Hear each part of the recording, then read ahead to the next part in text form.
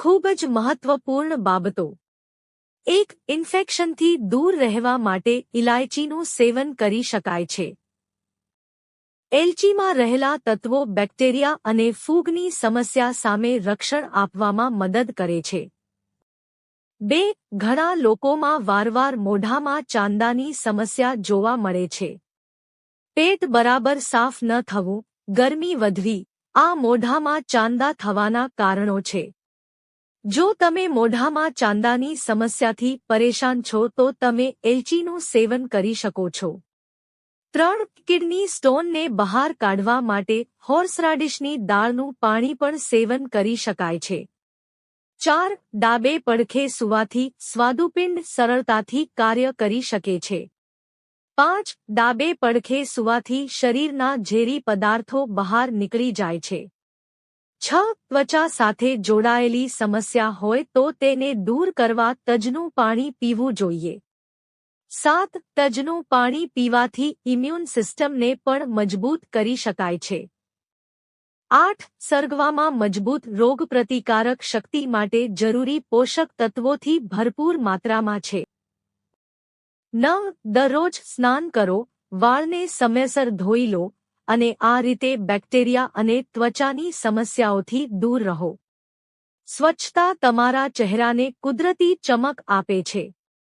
10. કસરત, યોગ અને મોર્નિંગ વોક કરી સ્વસ્થ જીવનશૈલી અપનાવો. આનાથી તમે તણાવથી દૂર રહો છો અને મેકઅપ વગર પણ સુંદર લાગી શકો છો. 11. તમારે ખાંડનું પણ સેવન કરવામાં ધ્યાન રાખવું જોઈએ. ખાંડ પણ શરીર પર ખરાબ અસર કરે છે. 12. કોલ્ડ ડ્રિંક્સ અને કાર્બોનેટિક ડ્રિંક્સ પણ ન પીવા જોઈએ. તેમાં સુગરની માત્રા વધુ હોય છે. 13. જરૂરિયાત કરતાં વધુ મીઠાનું સેવન પણ લીવરને નુકસાન પહોંચાડે છે. 14. દહીંને ખરાબ થતાં બચાવવું હોય તો રૂમ ટેમ્પરેચર કરતાં ઠંડી જગ્યા પર તેને સ્ટોર કરો. 15. પાણી વિનાનું ઘટ્ટ દહીં જમાવવું હોય તો માટીના વાસણમાં દહીં જમાવો.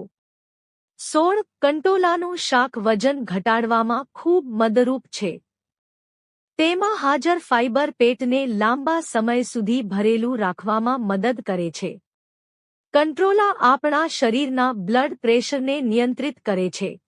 જે લોકોને ડાયાબિટીસ છે તેમના માટે આ શાકભાજી ખૂબ જ ફાયદાકારક છે.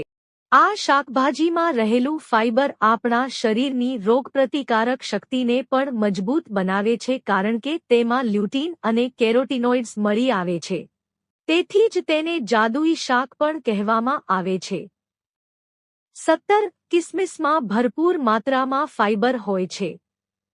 પાચન સંબંધી તમામ સમસ્યાઓને દૂર કરીને તે પેટને સાફ કરવામાં મદદ કરે છે. 18. ખાલી પેટે હૂંફાળું પાણી પીવાથી વજન ઓછું થાય છે. જો તમને આ વિડિયો ગમ્યો હોય તો લાઇક કરો, મિત્રો સાથે શેર કરો અને ચેનલને સબસ્ક્રાઇબ કરો. ધન્યવાદ.